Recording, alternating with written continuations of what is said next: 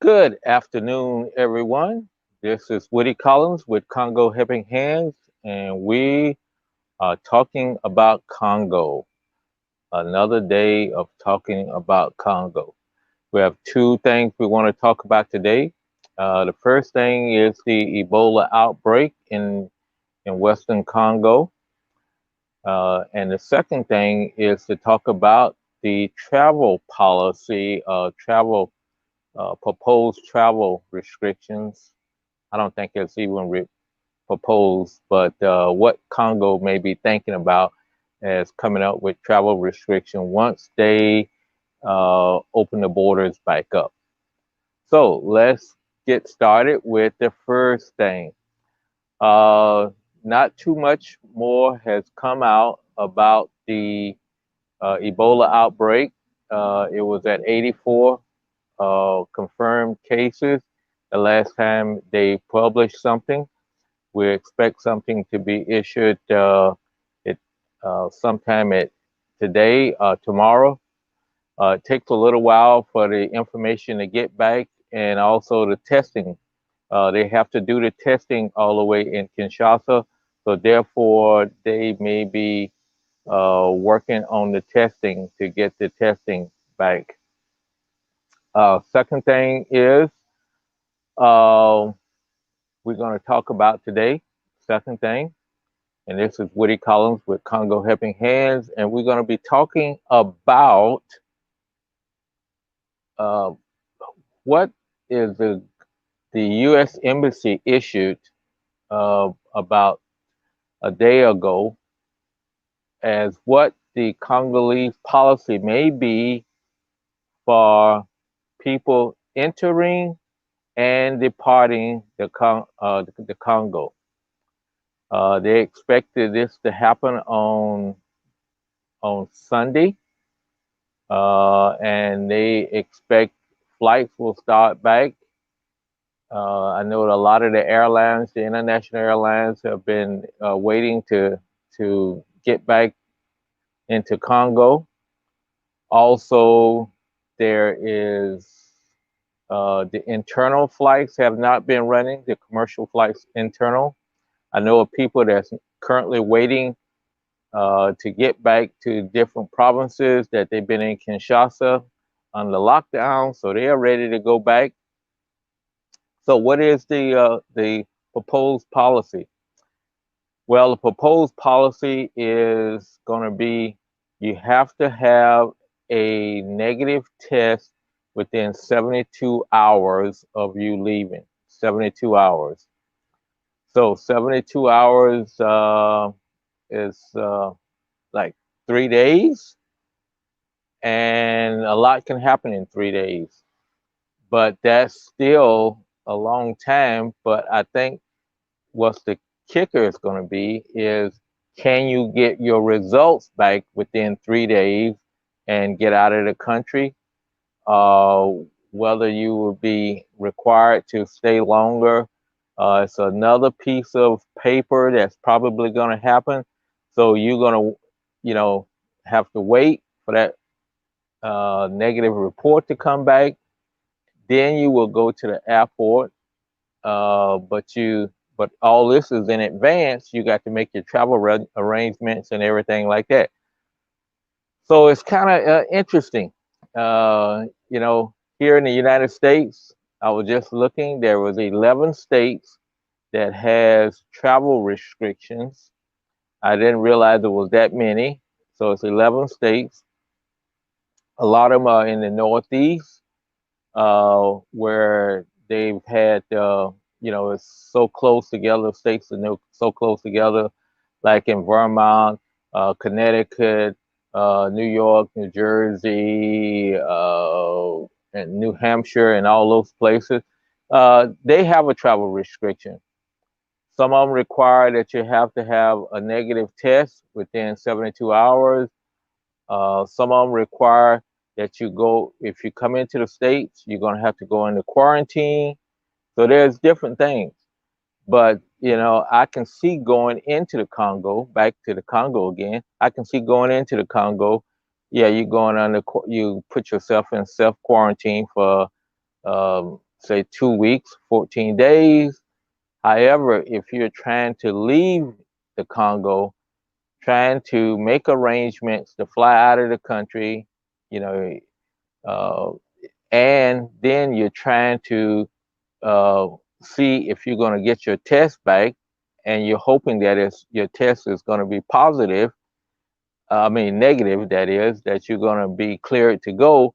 So that's going to be a lot of stressful dealing with. You won't know when you're going to leave and things like that. So I think the airlines are going to have to be a little bit more lenient with passengers, because it's just going to be a interesting time for people. And it's not like driving your car or something like that, that you drive it into New York and you know that you're going to be in quarantine, or you know that you have to have a document that say that you have your COVID free, and you got your document, then you can plan your trip. You jump in the car, gas up, and you go to another state. But when you're flying, you're depending on another reservations, seating assignments, all those type of things. And I would think that the airlines is going to have to be a little bit more lenient, because a lot of them say if you have to change your reservations, they won't. I think the United, the last time I changed one, it was like $300 that they required you to pay because you had to change your reservation. And so this is going to be very interesting to see. So we'll see if that's going to be one of the requirements that you leave Congo, that you have to have that negative test. I think that would be kind of really uh, pushing it. I think when you go into a country, let's say if I was coming back to the United States, yeah, they would like to see that I've had that test, but it would be upon the United States. And if you're coming home, they may just say, okay, you got to go quarantine yourself. Or in the case of coming back to the United States, you're probably, there's more positive cases, maybe in the place that you're going. But if you're going to Vermont or someplace like that, that has a low rate, you can just do your quarantine for 14 days. So quarantines and getting a negative test for COVID-19 is going to be very interesting, going to make travel very interesting, leaving the country and also coming into the country of the Congo. So we'll see what they put out before. Hopefully they're going to put this out before Sunday, when they uh, uh, make the flights available, and that people have time to react. But as a lot of things in Congo, uh, I was just thinking also, the final thing is that, would I want to get a test in the Congo? If they're going to stick something up your nose, I don't know if I would do that. I mean, I've always said that if I had to have my blood taken, I would not want my blood taken in the Congo, because they are notorious for reusing needles or something like that. So you could take a test and become affected by taking the test versus being negative before you took the test. And so yeah, it's a big story. So anyway, I'll let it go at that. That it's going to be interesting times for people traveling to and from the Congo, and we will see how they implement it. But in some countries where you could get a test within 24 hours, it's a lot different. But in a place that is already stressed with COVID and not having their test facilities, it's going to be very interesting on how they try to implement that.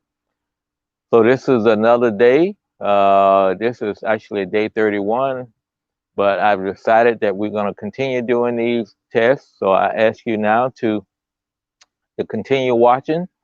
Also subscribe to our Facebook channel, our YouTube channel, so that you can get notifications We will be changing the time at some point in time, and the main reason for changing the time is to allow me to bring in guests from the Congo, because we got a couple projects that's going to be going on, and it's going to be interesting to get some perspective of those projects as they're working, going on. So we're going to be able to we've already did some limited testing with streaming from the Congo, and it worked pretty good, but we need to do it during the day. So sometime we're going to have to shift to a morning schedule, so that we can allow our Congolese uh, colleagues to be able to come in at a decent hour, uh, versus trying to do it at night. So thank you again, and remember, subscribe, share, and like, and we'll see you tomorrow. Take care, be blessed, and we'll see you then.